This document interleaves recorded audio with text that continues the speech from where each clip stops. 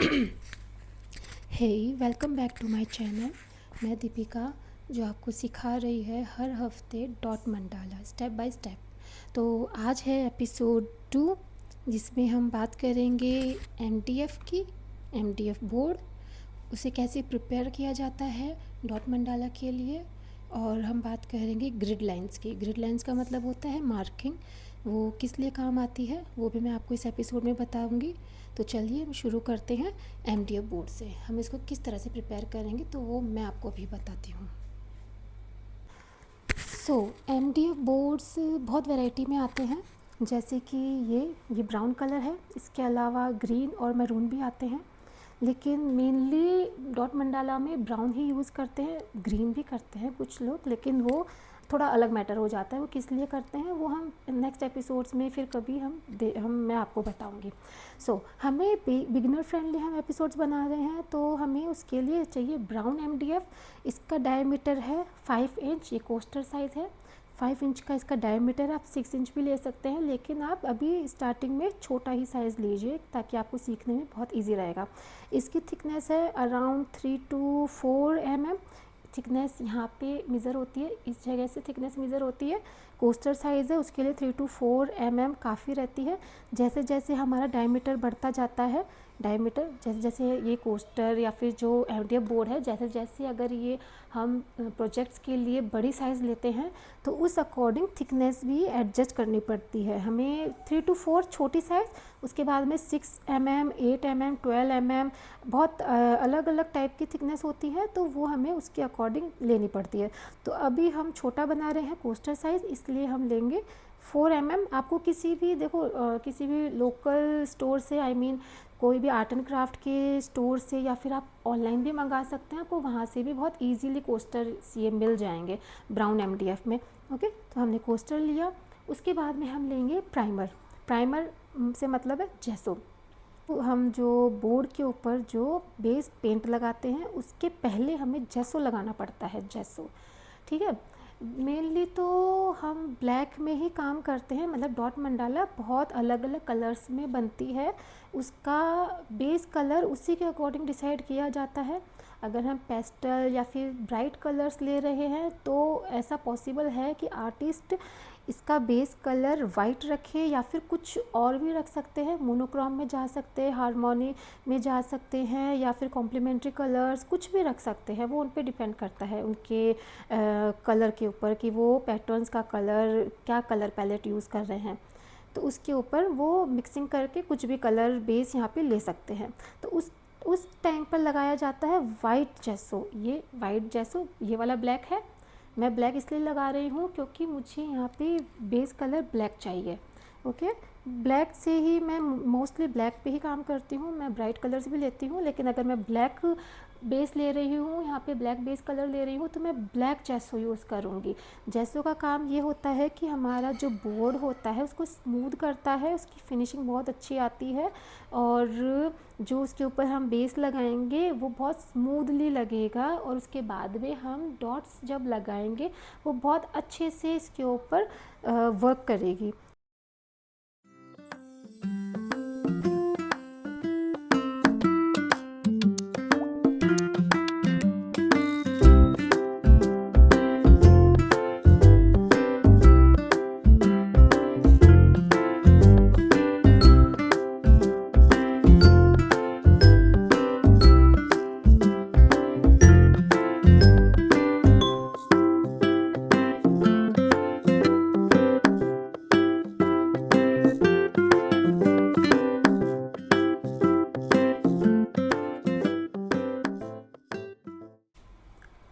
हमारा जेसो सूख गया है। सूखने के बाद में ये इस तरह का लगेगा, मैट फिनिश। ठीक है, अब हम इसके ऊपर बेस कलर लगाएंगे। हमारा बेस कलर भी ब्लैक ही है, ये है फेविक्रिल का एक्रिलिक पेंट। ओके, तो मैं फेविक्रिल यूज़ करती हूँ मोस्टली, और बाकी कलर पैलेट के लिए मैं जो ब्रांड यूज़ करती हूँ मैं आपको वो भी बताऊँगी। अभी हम ब्लैक कलर का फेविक्रिल एक्रिलिक पेंट इसके ऊपर अप्लाई करेंगे।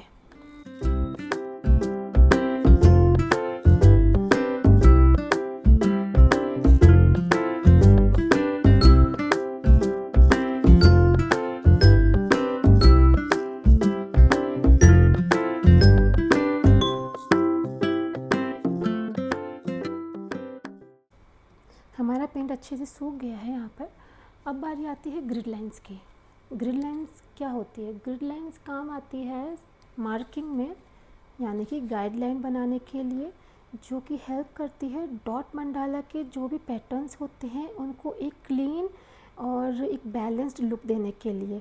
आप देखते होंगे, आपने जो भी मंडाला आज तक देखी होंगी उनमें आप लोगों ने देखा होगा कि हर पैटर्न, हर डिज़ाइन एक सिमेट्रिकल फॉर्म में होती है, मतलब कि एक बैलेंस बना हुआ रहता है, एक ही साइज़, एक ही पैटर्न होता है। ओके, वो इसलिए होता है क्योंकि वो बनाई जाती है ग्रिड लाइंस को फॉलो करते हुए। तो ग्रिड लाइन सबसे बेस पॉइंट होता है हमारी मंडाला का, वो सबसे इम्पोर्टेंट होता है अगर आपको एकदम क्लीन और अच्छी सिमेट्रिकल मंडाला चाहिए तो हम स्टार्ट करते हैं ग्रिड लाइन से। और हमें चाहिए उसके लिए हमारा सेंटर पॉइंट। ये हमारा बोर्ड है, इस बोर्ड में कुछ भी सेंटर पॉइंट हमें अभी पता नहीं है, तो वो सेंटर पॉइंट हमें कैसे निकालना है वो उसका सबसे इजी तरीका मैं आपको बताती हूँ। वैसे तो बहुत सारे लोग हैं जो स्टेंसिल्स का यूज़ करते हैं, मैं आपको बिना स्टेंसिल के इस बोर्ड के ऊपर सेंटर पॉइंट कैसे निकालना है वो मैं बताती हूँ। थोड़ा जूम कर लेते हैं कैमरे को। चलिए, तो हम एक कोई भी रैंडम लाइन हम खींचेंगे। कोशिश करिए आप इवन नंबर में लाइन बनाइए। मैं यहाँ पर ले रही हूँ 4 कि 4 इंच की हम एक लाइन बना लेते हैं, ताकि हमारा 4 इंच की जो लाइन है उसका सेंटर हमको पता है 2 होता है ऑब्वियसली। तो ये 4 इंच पे मैंने एक लाइन ड्रॉ कर दी, मतलब यहाँ से लेकर यहाँ तक की जो लाइन मैंने बनाई है वो 4 इंच की उसकी लंबाई होनी चाहिए। तो 4 इंच का हाफ हो गया 2 इंच, तो ये 2 पे मैंने डॉट लगा दी, ये 2 पे मैंने डॉट लगाई। अब हमें प्रोटेक्टर चाहिए, प्रोटेक्टर की हेल्प से हम 90 डिग्री इसके ऊपर ड्रॉ करेंगे। ये हमने बचपन में सबने स्कूल में सीखा है 90 डिग्री कैसे बनाई जाती है प्रोटेक्टर की हेल्प से, तो वो मुझे आपको बताने की ज़रूरत नहीं है आई गेस। तो ये 90 डिग्री हम मार्क कर देंगे, 90 डिग्री मार्क कर दिया। अब इस 90 डिग्री को इस पॉइंट से, इस मार्क को जो 90 डिग्री का मार्क किया है उसको इस पॉइंट से मैं स्केल की हेल्प से एक लाइन ड्रॉ कर देती हूँ।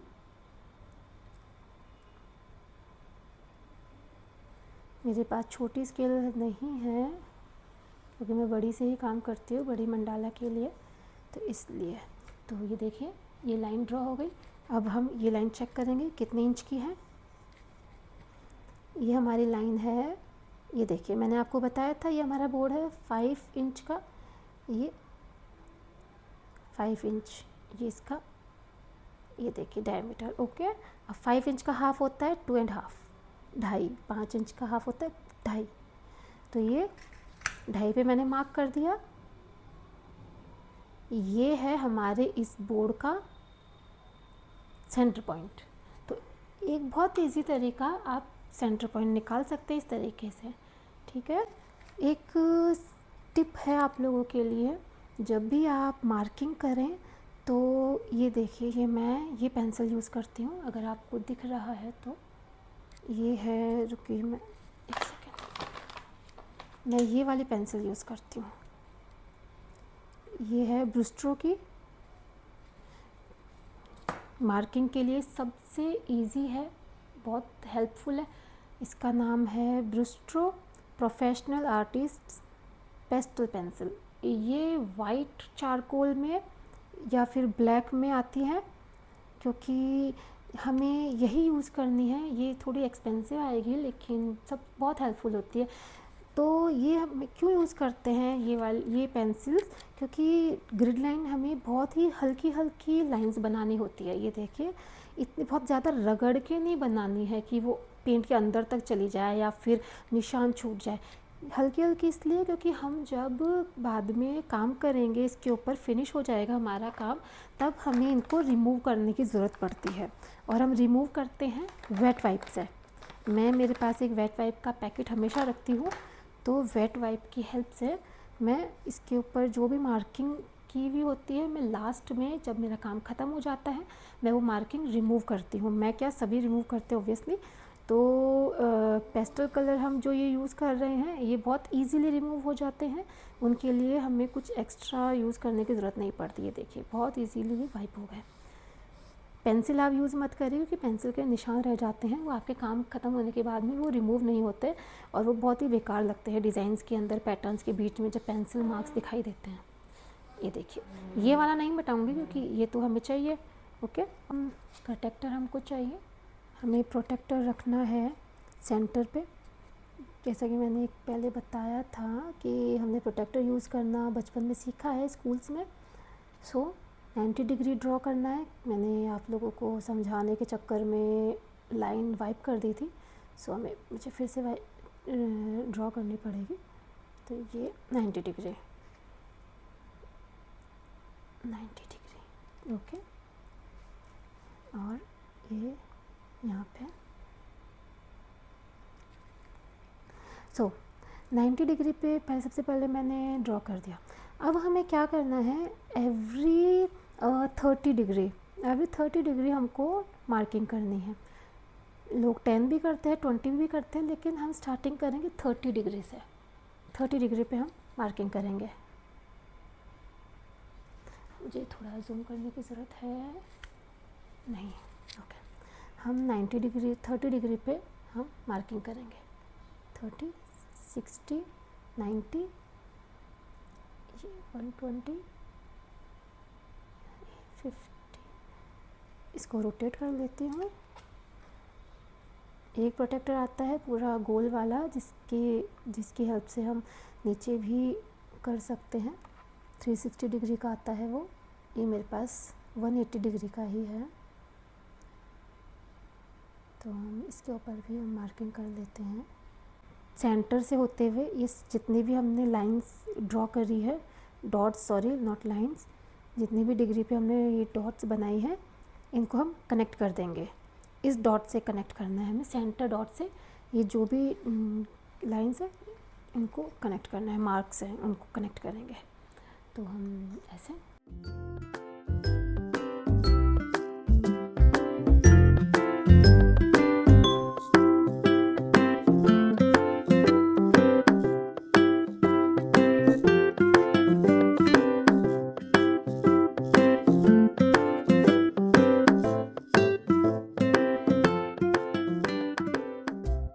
पार्ट्स डिवाइड हो गए हैं पूरे बोर्ड के।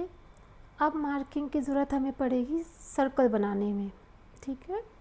तो हम इसमें हम मेनली मैं करती हूँ हाफ इंच पे मैं मार्किंग करती हूँ ऐसे।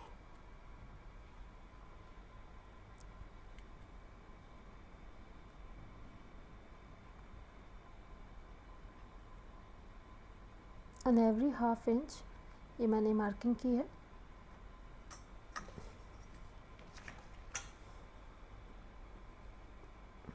ये इसकी हेल्प से ऐसे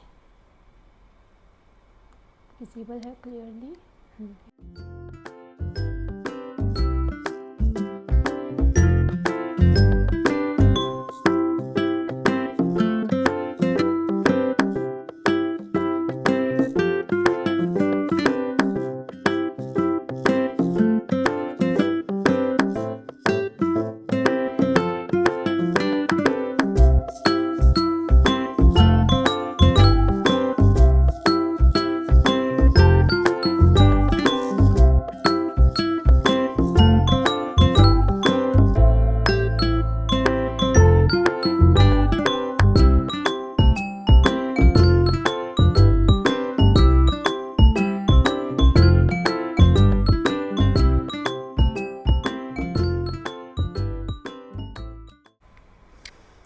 तो ये ग्रिड लाइंस भी बन गई है हमारी। ये देखिए इस तरह की दिखाई देगी।